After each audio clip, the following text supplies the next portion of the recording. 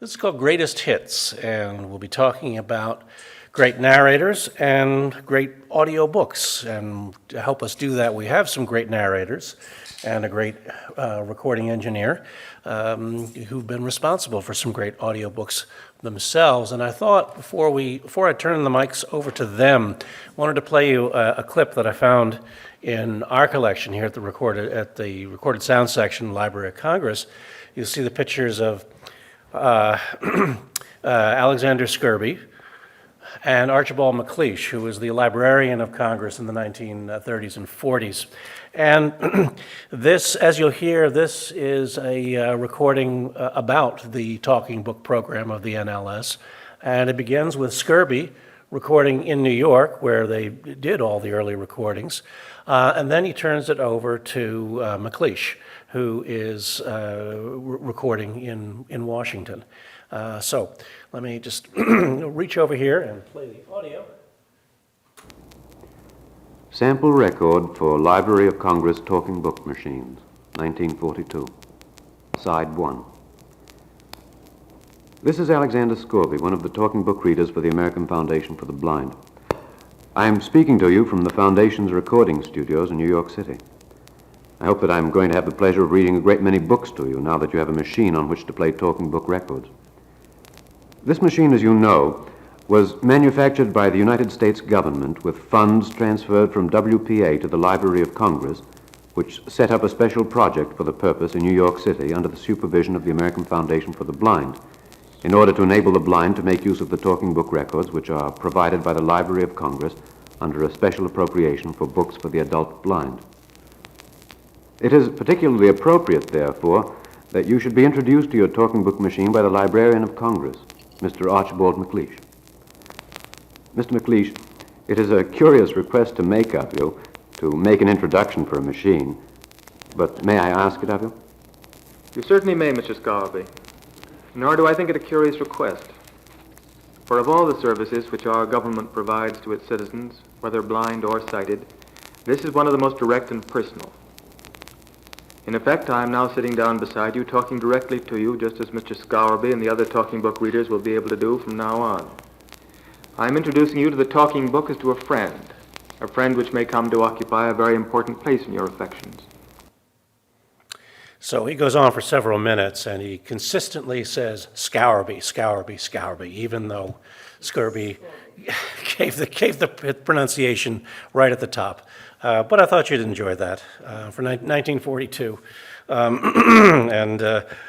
Scourby's a tough act to follow, so maybe he was just a little bit rattled when MacLeish was giving his part of the recording.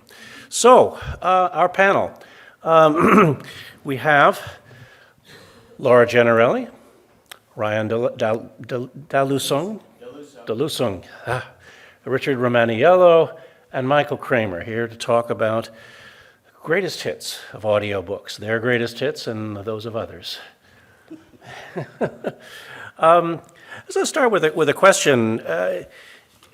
What was your experience of audiobooks before you got into that business? Did you?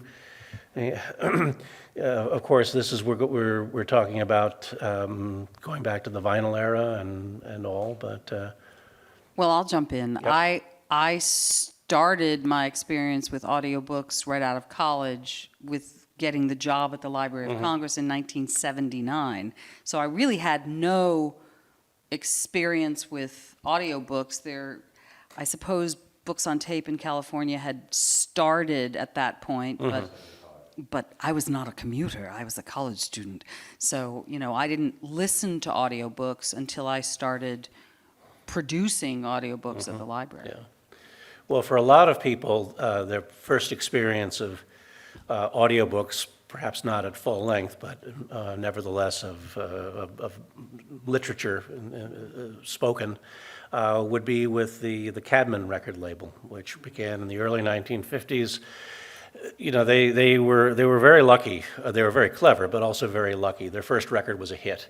It was the most unlikely hit that year. It was Dylan Thomas reading A Child's Christmas in Wales, which is one of the all-time great recordings of the spoken word. And that, that helped establish the company. And they continued, for many, many years until they were acquired by Harper Audio, and Richard Romaniello was there. I certainly was. I started out, I had no idea that there was a spoken word record label. And I had gotten an offer to work there, and I thought I would do it for about 6 months, and that was 37 years ago. I worked for Cadman and Harper from September of 1985 until February of 2009, when the economic downfall put a lot of people out of work, myself included. But I had no idea that there was, first of all, they didn't even call them audiobooks in 1985. That term didn't really come into existence until around 1988. And it became kind of like the Kleenex of description of audiobooks. Just like people would call them books on tape, which was an actual company, or recorded books, which was another company. That was the East Coast version. And those companies did full-length audiobooks. But at Cadman, we were doing a lot of excerpts or serious abridgments. And not until the cassette became the major format were we able to expand the length of titles. And we went from 60-minute titles to 90-minute titles to 3-hour titles to 6-hour titles, and then finally to doing completely unabridged. But it was just a complete accident for me. I mean, I didn't even know that you could do this sort of thing for a living, let alone make a career out of it. And I fell in love with it. It was I did some recordings. The very first thing I worked on was Michael Bond reading Paddington Bear. That was the very first title I worked on, and an author read, and he was an RAF fighter pilot turned author. I mean, you would never think Paddington Bear written by an RAF pilot. While working there, I got to remaster many of the old Cadman titles. So I got a real education on quality audiobooks or spoken word audio, as we called it then. And we only sold to schools and libraries and a few record stores. There wasn't the mass selling of audiobooks like you see now, where we have downloadable. Well, almost the only one that you could get in a store was Child's Christmas in Wales. Pretty much. That used to appear, like clockwork every... And that particular poem was just thrown on there as a filler because they didn't have enough material to finish out the album. And that wound up becoming the title piece. And that really launched the whole, commercial audiobook business. And it's grown unbelievably over the next 30-something years. I mean, it's just, we didn't do a title, 700 pieces was our break-even point. Now, I mean, nobody would even consider recording something that's going to sell 700 pieces. I mean, we're looking, and later on, we wound up selling, recording an audiobook was our first 3-hour audiobook that sold 500,000 copies. And that was unheard of. Which one was It was that? called Love, Medicine, and Miracles. And it was by Dr. Bernie Siegel, and it was basically about positive thinking, prayer, and attitude, helping you through cancer. And I have a great story about that later on. Was Siegel the narrator? He read it, Good. and we went up to Bristol, Connecticut to record him because he couldn't come to New York. And this is the first time I had ever recorded at an outside studio doing this kind of work. And back then we were still recording analog. And so at the end of a recording, you would have to record a reel's worth of room tone so that you could cut that in to pace out the recording. So the three of us, the director, Mr. Siegel, or Dr. Siegel, and myself, were standing outside the booth the whole time I'm recording room tone, and we're telling jokes and yucking it up. I put the title together. First of all, we recorded it without the use of a word processor, so we had no idea what the length was. Well, we wound up being 2.5 hours over We had a 5.5-hour title that needed to be 3 hours. So we had to go in and literally line edit. Then I discovered, after I had edited everything, that the room tone was contaminated. And they're telling a story about this poor guy who was a bricklayer and succumbed to his cancer. And in the background, you hear 3 guys laughing. And I realized, uh-oh, we got a problem here. And I literally had to go back and hand erase 3 hours worth of spots. Ooh. Took days to actually fix it. But it's been quite a ride, you know. I just never thought that this would be something that I was going to do, and I've made a career out of it. Wow. Ryan, what was your introduction to the... Mine is not too dissimilar from Laura's, actually. I had started almost 7 years ago at NLS, and having never read a book aloud into a microphone in my life. And fortunately, I had Laura and Michael Kramer teach me, you know, sort of the ropes and how to essentially build a craft from there. And bringing it back full circle, one of my big inspirations was also Mr. Scorby over there, who who we were just listening to a moment ago. And I really just wanted to rave about the specific book that really influenced me was his narration of The Once and Future King by T.H. White. I don't know if any of you have read that before or listened to his narration of it, but it is absolutely incredible. And just you can hear it in the interview that we listened to, just his voice itself and the delivery and his pacing and all that stuff. And that just kind of kept the love in it for me. Mm-hmm. He's always, Scorby is always talking to me. Yes. I did a talk once to the Friends of the Alexandria Library, which is a group of library patrons, NLS patrons. And the gentleman who was the head of the group, he and his wife picked me up at the Metro, and as we were driving to the location, he was raving about, well, he was blind from birth, and he said that when he was a little boy, Alexander Scorby was his best friend, because he spent more time in his room listening to Scorby read stories to him. And he said, I felt like he was always talking just to me.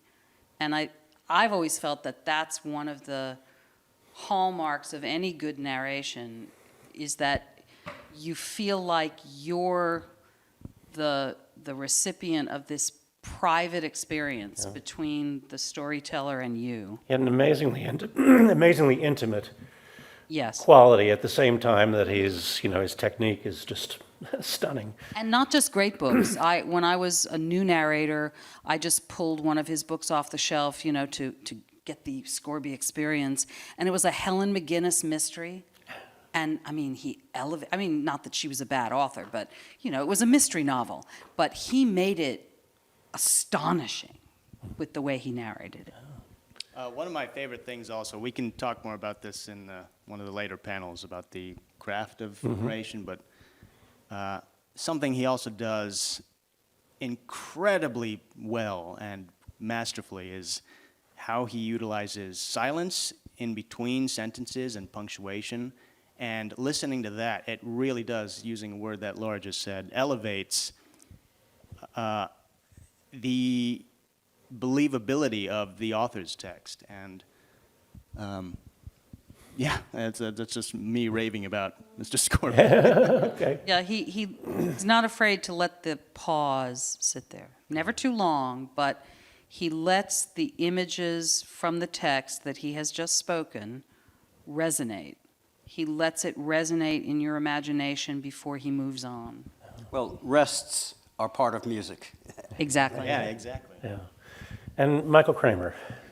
I would say that my first experience was not so much audiobooks, but growing up in the Midwest, where we had 2 channels, not 3, of television, and no movie theater for 25 miles. One of the things that my parents did was they bought the Walt Disney recorded versions of movies. So on vinyl, you'd hear Treasure Island or Swiss Family Robinson, and I can remember putting those on the phonograph, is what we called that, with my many siblings as we played in the living room, bouncing on the floor and having the needles skip through the various things, but hearing those stories told to us. And sometimes you had seen the movie that it was based on, so you kind of had a visual image for it, but oftentimes you didn't. You hadn't, because, like I said, exposure to media was very limited. So I just grew up hearing all of these wonderful actors, these fantastic voice actors who Disney employed, and hearing those stories related to me. And then I had the great good fortune to do a play with the great Grover Gardner, who was working with the great Flo Gibson in her studio, and he roped me into being his monitor engineer. So for 3 years, I had, I think, a stable of 4 or 5 narrators that I worked with regularly on that side of the microphone, before I ever even thought about getting to this side of the microphone. And that experience, because the texts that they were, for those of you who don't know Flo Gibson, her pioneer mission was to go in and record not the greatest hits, but the secondary hits of the great late 18th and early 19th century authors, the books that were being pulled from the library because they wouldn't have the shelf space. And she was determined to give them an audio life. And that was her mission. She was, well, I'm going to segue a little bit into that, just because Flo, to me, is one of the pioneers in the business. I believe, and Laura, you can correct me, she got into the business partly because she had fallen down the stairs in her house and broken her neck. And so for 2 or 3 months, she was laid up in a bed, could not read, and she said audiobooks saved her life. So it became her mission to both work at the NLS studio, but also to create a company, Audiobook Contractors, and their mission was to take a lot of the backlist 18th and 19th century and early 20th century titles and make sure that they had a life, an audio life, because especially at that time, before digital, when it was still being done on tape, it was prohibitively expensive to produce an audiobook because of all the production costs involved. But she made that her mission. And so for 3 years, I got to sit on the other side of the microphone and listen to an artist work at the highest level. Mm-hmm. And then you add to that Grover Gardner, I think I just read, he was like the golden voice of 2005, among other things. But just, Grover is one of the amazing voices of the library system. Oh, yes. He's also one of the few people I know who can literally read with his eyes closed. Because there is a story of him falling asleep, and he's just continuing to go on narrating. And all of a sudden, the monitor went, Grover, wake up. And, oh, right, what? But his attack, much like Scorby's attack, if you listen to that, the technique just in that introduction, the breath control, the phrasing of the ideas, and this is extemporaneous speaking that he's doing, is amazing to listen to. Yeah. The clarity, the lift, the setup, and the presentation that his voice is able to carry is just an amazing study. Mm-hmm. As an artist, you go, wow, okay, I need to listen to that just so I can steal. Yeah. Every narrator has their own style, and there's no one like right way to narrate. You have to find your own way to tell the story. And like Flo was very exuberant as a narrator, and she would barrel through paragraphs. And when I would monitor her, finding a place back in the analog days to cut in and edit without cutting things off and sending her back pages was challenging because she would just barrel through. She was wonderful and dynamic, and listeners just loved her. Grover is wonderful in a different way. If you listen to a Grover Gardner book, after about a page and a half, you could take dictation from Grover's narration. A certain length pause, oh, that's a new paragraph. Oh, that's a sentence. That's a semicolon. That's a comma. And you can do it. I listened on a road trip with my husband to Grover narrating Jimmy Stewart's biography, which was perfect for Grover. And I was listening, and I was like, by God, I don't have to even look at the text. I know where the punctuation is because he's metronomic in his ability to pace things and time things, respecting the way that the author has laid out the text. He's really wonderful narrator. And so, again, like Scorby, he's talking to me. You really feel an intimacy. He narrated a biography of, now I can't remember now whether it was Twain or Dickens, but it was near the end of the book, and he was losing someone that he loved deeply, and I was sitting outside trying to write the times at the tops of pages with tears running down my face because he was just sucking me into the story. So I've heard more Flo Gibson than Grover Gardner, but I was listening to Grover Gardner's recording of Rex Beach's The Spoilers, and I was struck with his way with dialogue, because there are long passages in that book that are just dialogue between characters. And at one point, he's got three different, there are a couple of miners, prospectors, a ship's captain, and then this somewhat mysterious but genteel woman, much more educated than the men, in a very tense conversation, and it just flows. And you always know who is speaking. yeah, he was something. There's something also about continuing on about the way he reads is that there's no monotony to the continuous narration. I mean, Laura says about what was the word you used? Metronomic. Yeah. A metronomic way of reading, and that's also something that I've had to learn myself is to not, I won't say I'm successful at it, but trying to get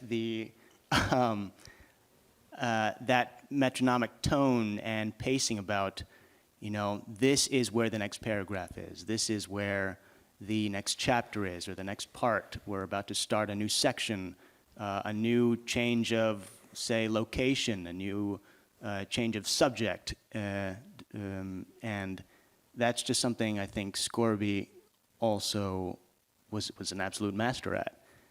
There was no sense of, okay, there's a repetition here of, what you're listening to, and it's easy to sort of tone out or tune out when you're listening to a book, long form, and that's something that he was really good at, and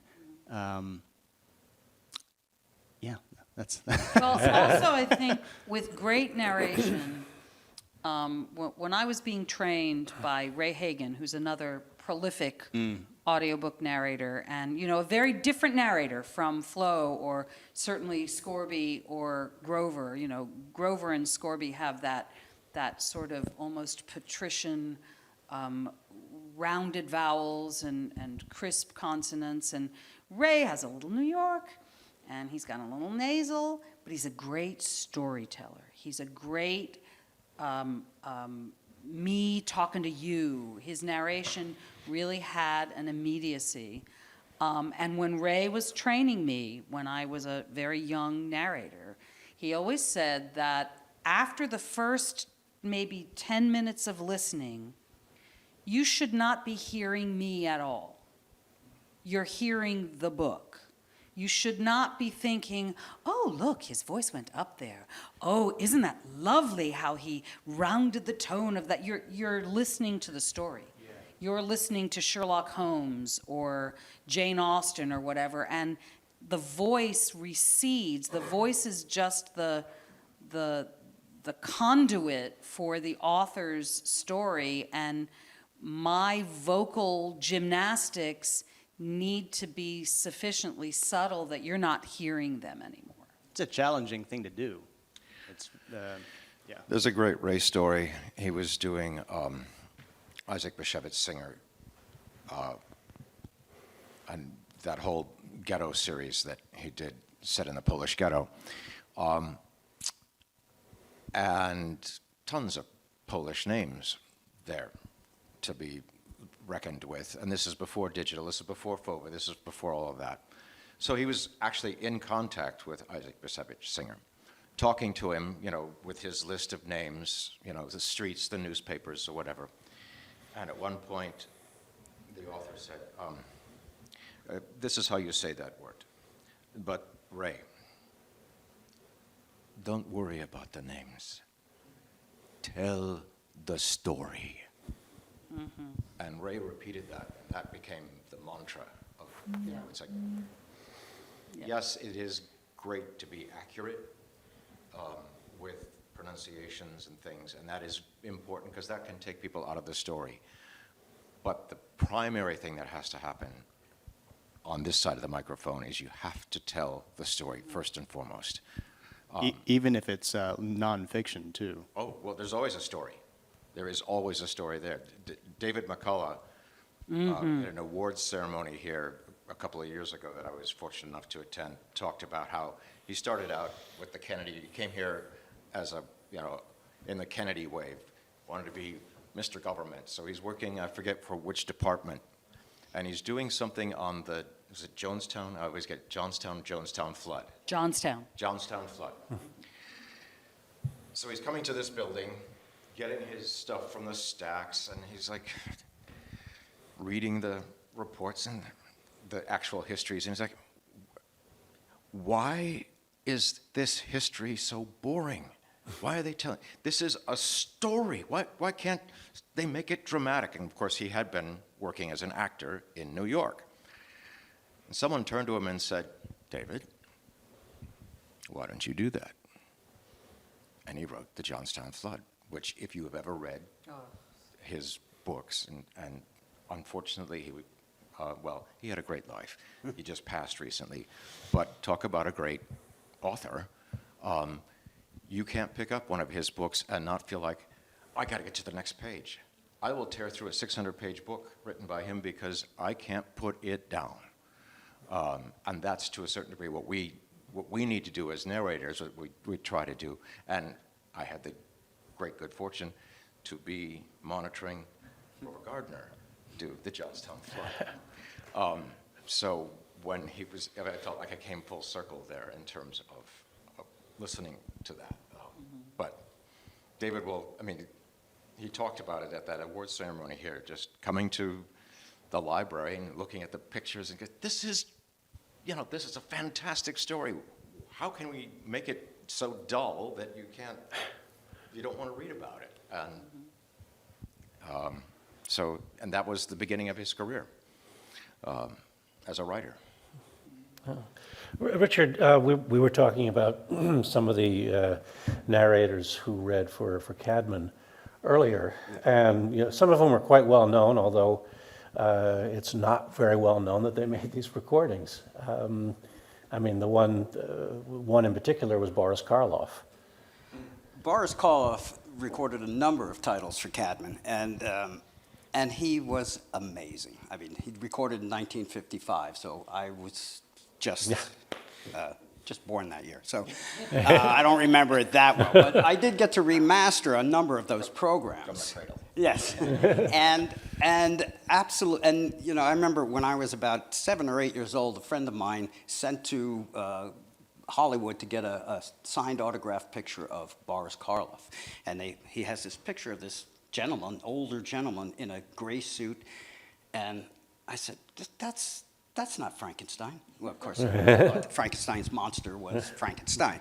And so I had a hard time with that for a long time. And then I get to Cadman, and we had this absolutely beautiful photo of Boris at the Diplomat Hotel in the ballroom reading Rudyard Kipling. And he does the Just So stories. And it is some of the most amazing audio you could ever listen to. And keep in mind, though, storytelling is the second oldest art form after cave drawings. After people figured out a language, that's how you told news, that's how you just invented stories. It's been around since people began to speak, and it's not going away. It's only going to get better, and we're going to only have more stuff to listen to. Yeah. And I'm very thankful for that. My introduction to Karloff as a narrator was from the Dickens Pickwick Papers. Right. The goblins who stole a church sexton, which fills a whole side of a record. And that's a scene where, in the book, where people are telling stories. And, so here he is stepping into the role of a storyteller And we had a bunch of to Vincent tell the Price. story, There was a number of Vincent Price recordings by Cadman as well. I mean, he was just a fascinating reading. But I mean, these it was all celebrity talent in the very first probably 20 years or so of commercial audiobooks was all about celebrity talent. That's what sold them back then, and now we have a plethora of audiobook readers, people who never thought they would be able to be in the industry. Simply, and this is really kind of goes to the next panel, but because of the pandemic, many people have become audiobook readers because they're in places where we would never look for talent, but there is talent there. As a matter of fact, Penguin Random House has a mentoring program where we're mentoring new readers, as well as we have I have to plug this, as we have a database called Ahab, which is free to anybody to put a profile on. We have over 13,000 readers who have put profiles on Ahab, and we've made it available to all the audiobook producers, all the publishers, and they can listen to people's samples and get new talent. Because after a while, like at Cadman, we were using the same people over and over and over again, which was, I mean, it was great. You got to be real friendly with these folks. But after a while, you want to hear different voices. You want to hear new talent. And there is so much talent out there that we weren't able to tap because they were too far away. And now, because of the pandemic, we're getting a whole influx. I know, James, it's putting... The market's exploded. Yeah. Don't worry. Most of them don't have an English accent, so not to worry. But, I mean, it really has opened up an area that would have never opened up. So, I mean, I'm grateful for that. I spend a tremendous amount of time helping people get their setups working at optimum, and that's a real challenge. But the Cadman stuff was just it was amazing, because I was totally unaware of it when I started there, and then I started hearing stuff, and I said, oh yeah, I remember that from English class in my junior year in high school, and all the Shakespeare plays that we produced. And they had a whole theater recording society, which was just plays, and then they had the Shakespeare Recording Society. I mean, they had Gielgud. They had, the Ralph Richardson. They had the whole Redgrave family, Richard Burton. And there's only one American on the 40 plays that Cadman produced of Shakespeare's. There's only one American, Tandy Cronin, who's everybody else is a British actor, and some of it is just spectacular. Mm-hmm. Oh.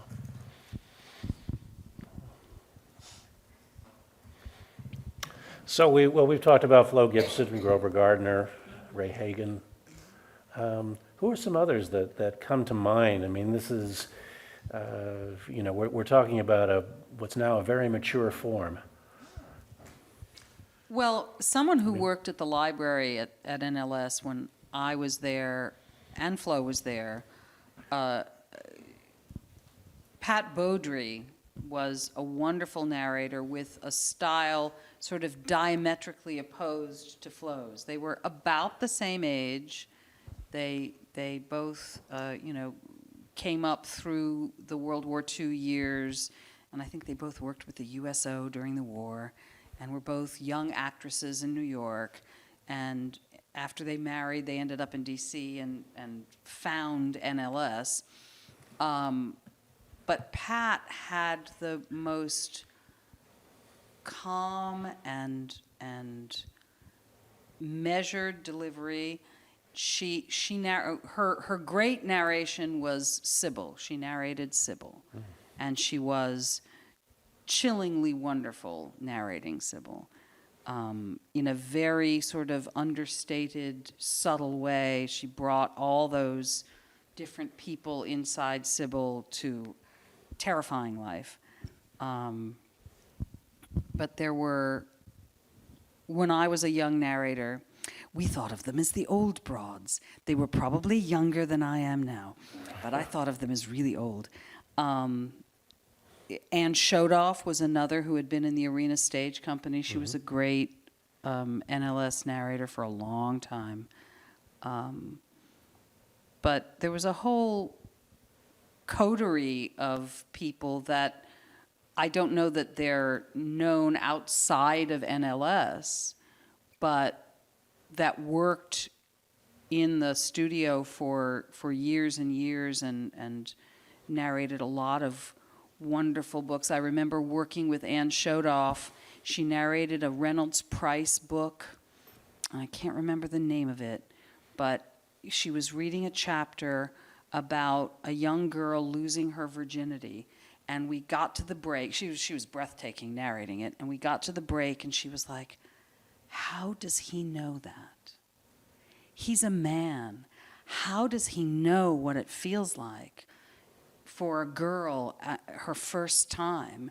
And at the break, we just marveled at the writing of the male author understanding the female experience, and Anne's ability to breathe life into it was just, that's one of the, I did a lot of monitoring back in the day, and that was one of the days where I was like, wow, I'm being paid to sit here and listen to this. I should have to pay them. I think that's what I said to Matt. Getting paid to eat ice cream, yeah.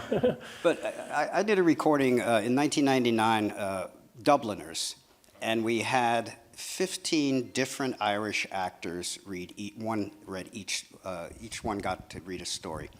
And Kieran Hines read the one story it's called A Painful Case. And I've recorded close to 2,000 audiobooks in my career so far. And this was probably the most incredible read I've ever experienced. And it's a very disturbing story about unrequited love. And Kieran, for the first 20 minutes, is reading like this. And 19 minutes and I think 10 seconds in, I realize I can hear his wristwatch. Oh. And it's not a quartz wristwatch, it's a real wristwatch, so it ticks, tick, tick, tick, tick, tick, tick, tick, tick. And his performance was so incredible. There's no way we were going to say, can we take this from the top and take your watch off? It took me a day to edit out all the ticks for 10 minutes of finished audio. But well worth the effort, because this guy, I mean, it was just one of the most mind-bending experiences. And I'm really jaded. I mean, you got to really do a lot to impress me. This is what I do every day, 37 years. And I was just blown away by this guy's performance. It's truly the best thing that I've done so far. Commercially, I think because of the expansion of the technology and therefore the expansion of titles, also like you say, there's more talent coming in, but commercially there's just, I mean, in 1975 there were basically two audiobook companies: Books on Tape, recorded books. I'm talking about unabridged. Okay. Sorry. And within 15 years, that would well more than double. But and now virtually everybody, the number of companies is myriad. You can actually don't need a company. You can just do your own thing and submit it to Audible or through ACX. The Audis, which recognize excellence kind of throughout, have been around for a while. There are any number of fantastic narrators there. Scott Brick, R.C. Bray, you can't leave Jim Dale, Stephen Fry, all of so many of it is, a lot of it is tied to the titles. Stan Tucci, Oprah can do her own, a lot of authors do their own thing. Neil Gaiman, my God. Yeah. To hear Neil Gaiman do his own work, or to do somebody else's work, but he can just do his own work, I would be, in heaven. They're all out there. And that's kind of been an exciting development that really depended on the technology to explode that opportunity, because it was always the production choke points that limited how much you could do. And wouldn't it be great to have had Karloff do the whole thing as opposed to just part? And that's the exciting thing about the times that we're in right now. The college that I went to has recently cut their theater department. When I think back, when I went to college, this career did not exist. The career path just did not exist. But I couldn't do this job without my theater training. Absolutely. And then I think if you talk to Stephen Fry or Jim Dale or any of them, they would say that the training that they get is so important. So we won't know what that next round of great narrator, where they're going to come from. But what's fantastic about right now is go to Audiophile magazine and just look at who are the golden voices for this year. There are people you've never heard of in any of it used to be all celebrity driven, and now it's this person over there, that person over here. It is a different talent. There are some actors that cross over. Meryl Streep can cross over. Stan Tucci certainly can cross over. But it's a different type of entertainment, so it takes different qualities. And in that regard, I'm very excited because also there's more representation. They've expanded the number of categories for audio awards. There's erotica, there's romance, there's YA, there's spiritual, that's separate from religious, which is separate from self-help. I mean, there's all these things. So more and more people are getting a chance to record or to narrate, but more voices are being heard. And that is very exciting.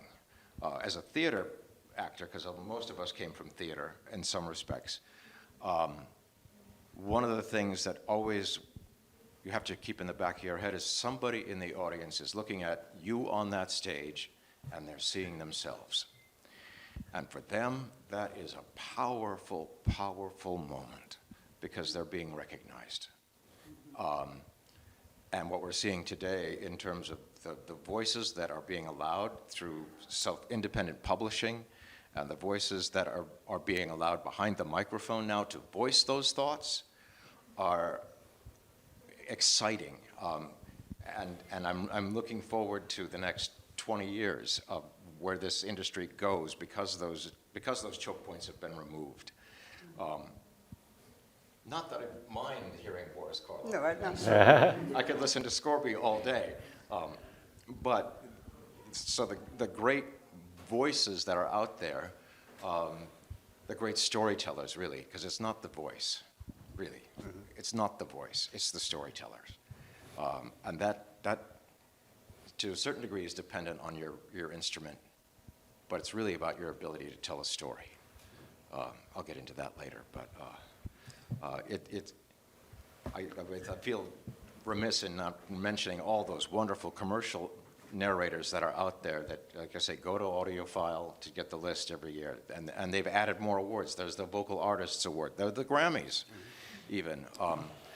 to find those. And that's, you can start there, but then go down, dive deep, because there's the fledgling people that are coming up. I forget who did The Martian, but Podium basically came to Andy Weir. He was giving away The Martian on Kindle because he had no publisher would pick it up. And Podium Publishing, audio publishing, came to him, saw the story and said, "Oh my God, what a story. You need to make an audio of this." They paired him up with, I think it's Will Treadwell, I think, who did the audio. That book, they repackaged it, had him doing a little bit of rewriting, went from giving it away on Kindle for 99 cents to bestseller, won the Audio Award, became the movie. And audiobooks, as I think the last panel was talking about, audiobooks are driving, in some cases, print books. That's why there's two reasons why the audio is now being released with the print book. One is so that the audio can take advantage of all the print publicity. Correct. But in many cases, it's the audio group, because they are the most rabid readers out there. They can't wait for that next book, and that will drive the print sales. So that's the other reason to tie them together. And it's fantastic to watch that happen. And when you get a Martian situation where here's an unknown book that's just kind of languishing in the backwaters of wherever it was, and this Canadian company looked at it and said, that's a hit, and vaulted it to #1, and that's just an amazing story. That's an amazing story right there. Yeah. You know, I read somewhere that this year, 2022, approximately 74,000 audiobooks will be produced.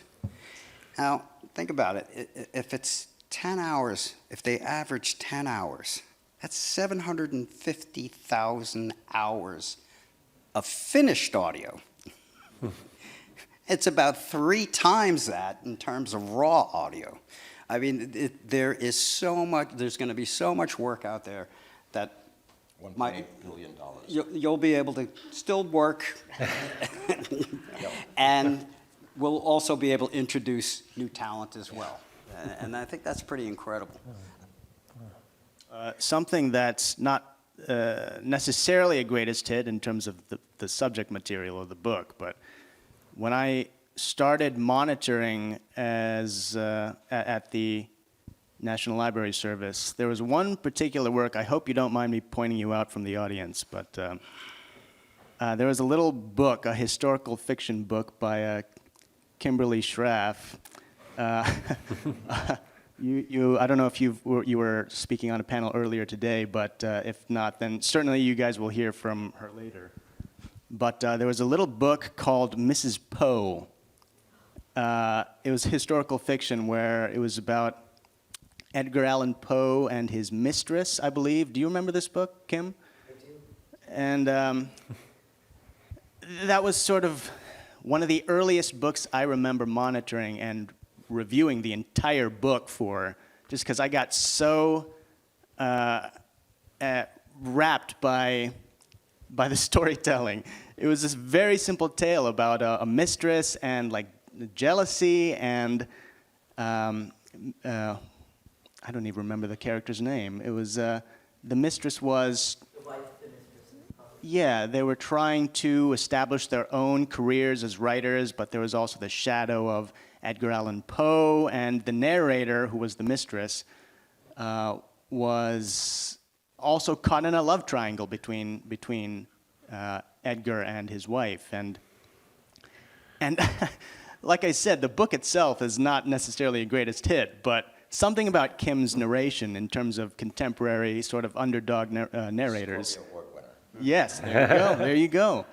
And it was just so enthralling, and I was wrapped in it from beginning to end. And, that's just one of the books that has stuck in my memory. And I don't know why that book, but that has to tell you something about Kim's narration style. So that's another sort of underdog greatest hits in my mind. Kim's on the next panel. You saved me the trouble of introducing her, so.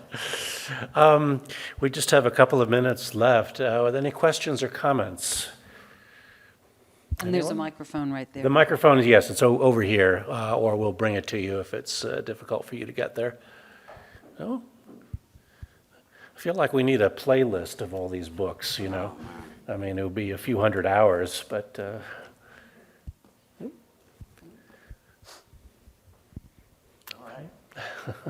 All right, well, I think you've all got some good books to seek out now. Great. Well, I want to thank our panel, Laura, Ryan, Richard, and Michael.